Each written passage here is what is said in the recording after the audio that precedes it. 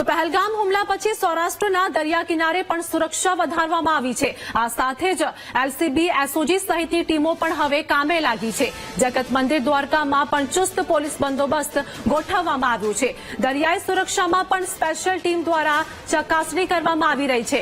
ટાપુ પ્રદેશોમાં ડ્રોન મારફત હવે નજર રાખવામાં આવી રહી છે, જેમાં રાજકોટ રેન્જ આઈજી અશોક કુમાર સુરક્ષા વ્યવસ્થા અંગે માહિતી આપી છે। जम्मू काश्मीर में जो आतंकवादी हमलो थयो छे ए अनुसंधाने पुलिस द्वारा तमाम जो दरियाई विस्तारों से ए विस्तारों में पुलिसनी तमाम टीमों लगाई अने सुरक्षानी व्यवस्था में वधारो करवामां आवेलो छे। पुलिसनी तमाम टीमों एलसीबी, एसओजी अने साथे साथे जे बीजी टीमों ए तमाम विस्तारों में पेट्रोलिंग करवामां आवेल छे। तेमज वधारे मोटा जग्या पर जे वाहन चेकिंगनी पण कामगीरी करवामां आवेली छे।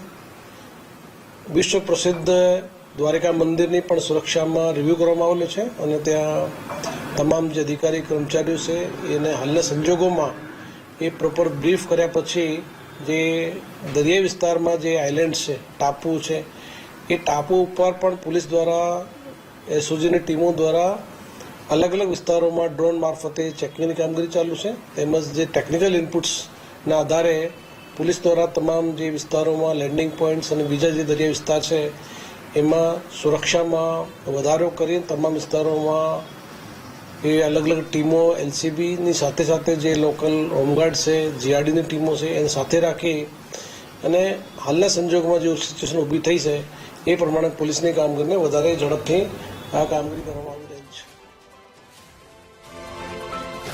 तो पहलगाम हुमला પછી સૌરાષ્ટ્રના દરિયા કિનારે પણ સુરક્ષા વધારવામાં આવી છે અને આ સાથે જ કચ્છ પોલીસ એક્શન મોડમાં જોવા મળી છે।